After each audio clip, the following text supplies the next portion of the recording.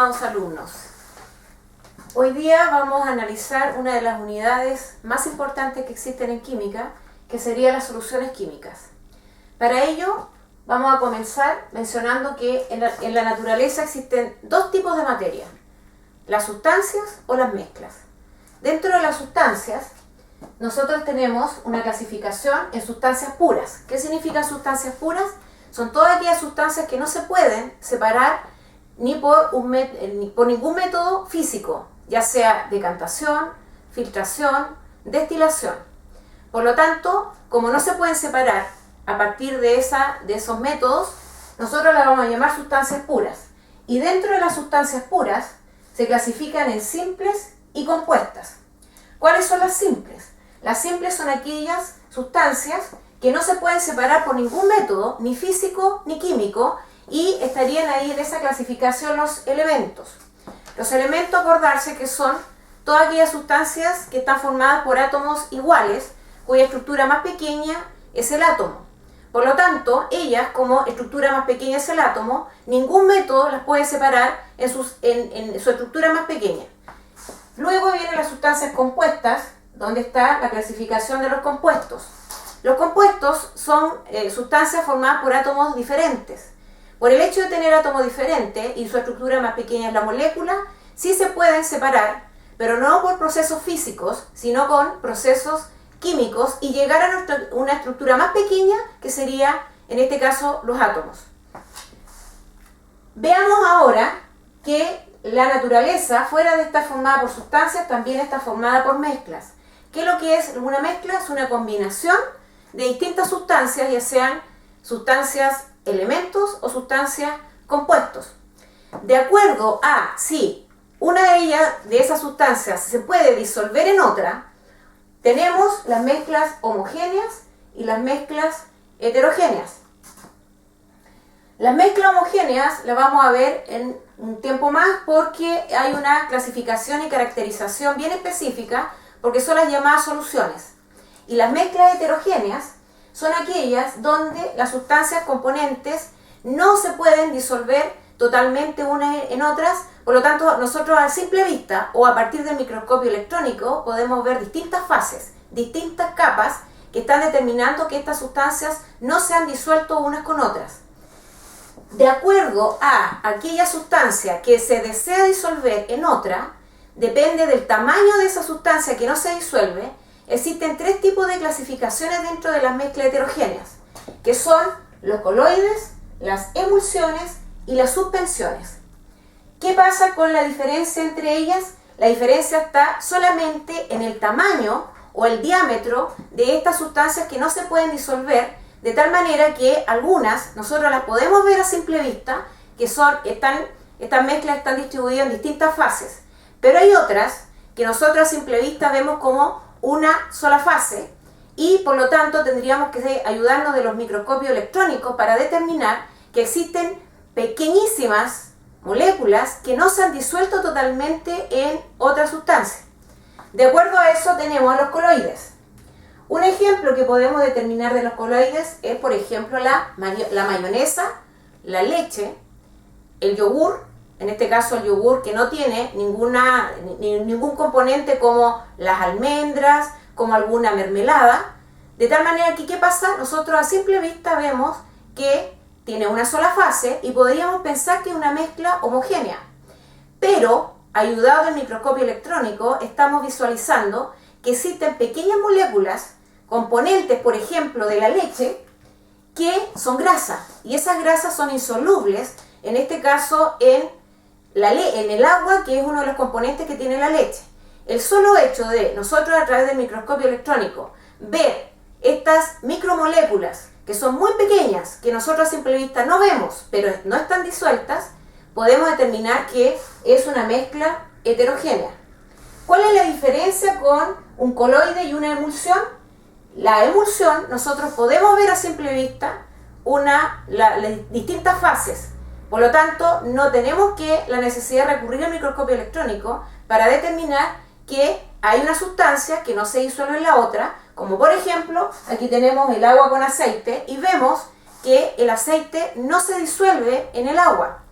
el hecho de que tengamos, por diferencia de densidades, dos capas donde el agua está abajo siempre y el aceite arriba, exclusivamente esas dos capas estamos determinando que tenemos una mezcla heterogénea donde el aceite no se disuelve dentro del agua.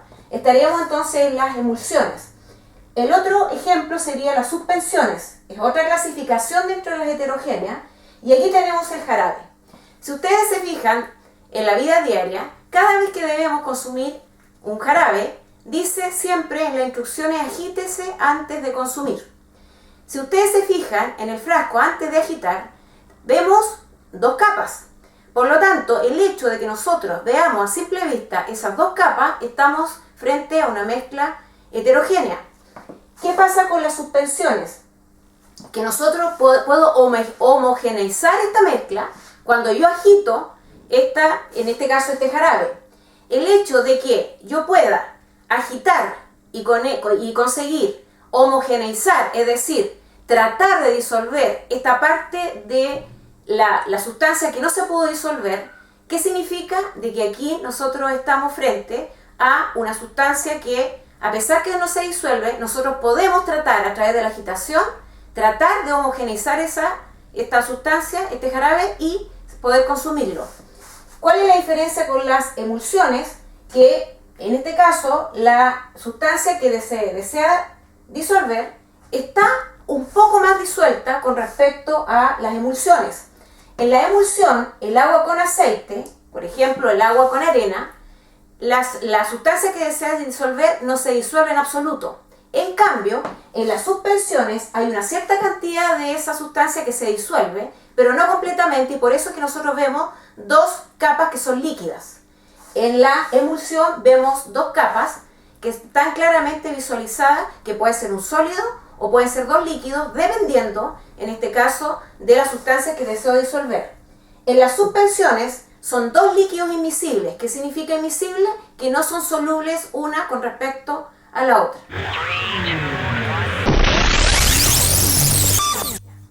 Ahora veamos algunos métodos para separar algunas mezclas heterogéneas. Tenemos los más comunes, sería la filtración, la decantación y el magnetismo. Veamos cada una de ellas en qué consiste a través de un ejemplo. Si nosotros tenemos agua con arena, visiblemente vemos dos fases, la arena abajo y el agua arriba. ¿Cómo yo puedo separar el agua con arena? Porque esa es la finalidad de la separación, llegar a las sustancias iniciales que formaron esta mezcla. Es como un colador. Imagínense que estamos en la cocina y nosotros estamos haciendo tallarines. ¿Qué pasa? Después que se hacen los tallarines, lo común que se hace es utilizar un colador. ¿Para qué? Para separar el agua de los tallarines. Entonces, ¿qué es lo que va a ocurrir? El agua escurre por los orificios del colador y los fideos me van a quedar arriba. ¿Qué obtuve con eso? Lo que yo deseaba, separar los fideos con el agua. Exactamente igual pasa en la filtración. Pero químicamente, ¿cómo puedo, por ejemplo, en un laboratorio, recurrir a la separación del agua con arena? Tomo un vaso, coloco un embudo y en ese embudo le voy a colocar un filtro. ¿Y qué es lo que ocurre después? Yo vacío la arena con el agua de tal manera que va a escurrir por el papel filtro el agua gota a gota y arriba en el papel filtro me va a quedar la arena. Por lo tanto, ahí tengo la separación de la arena que me quedó en el filtro y el agua que quedó en el vaso. ¿Qué pasa ahora con la decantación? La decantación significa decantar, dejar reposar, de tal manera que por diferencias de densidades yo voy a tener dos fases visiblemente. ¿Cómo lo puedo hacer en la vida diaria? Y nosotros también utilizamos este método de la vida diaria. Vamos nuevamente a la cocina. ¿Qué pasa? Yo tengo remojando lentejas para cocinar y este remojo es en base a agua, que lo que hago yo comúnmente, no recurro al método de la filtración, sino que comúnmente lo que se hace es que muy suavemente, con cuidado, yo voy a sacarle la primera capa que me queda arriba, que por diferencia de densidad es el agua, y yo con mucho cuidado vacío el agua de tal manera que me queden en este caso las lentejas. Veamos cómo nosotros podemos a través en el laboratorio, por ejemplo, separar agua con aceite. Si nosotros lo hacemos en la vida diaria, porque no tenemos un laboratorio donde hacerlo, ¿ya? ¿Qué es lo que pasa? Yo tengo el agua y el aceite. Siempre el aceite va a quedar arriba por diferencia de densidad. Entonces, si yo con mucho cuidado, por decantación lo dejo reposar primero y después con mucho cuidado empiezo a vaciar, la primera capa que voy a vaciar en otro vaso, porque esa es mi intención, separar estas dos sustancias, voy a empezar a vaciar el aceite con mucho cuidado y en un vaso me va a quedar el aceite y en el vaso donde tenía la mezcla me va a quedar el agua. Pero si nosotros nos vamos al laboratorio, donde se utiliza un embudo de decantación que se llama, yo voy a vaciar esta mezcla y siempre dejo decantar. Decantar significa dejar reposar. De tal manera que si yo dejo reposar, el agua, que es más denso que el aceite, va a quedar siempre abajo y el aceite va a quedar arriba. Entonces, ¿qué es lo que pasa? Yo aquí tengo, en el embudo de decantación, hay una llave de paso. Entonces yo abro esa llave y comienzo lentamente a separar el agua de tal manera que en el embudo me va a quedar el aceite. Esto es más exacto, ¿ya?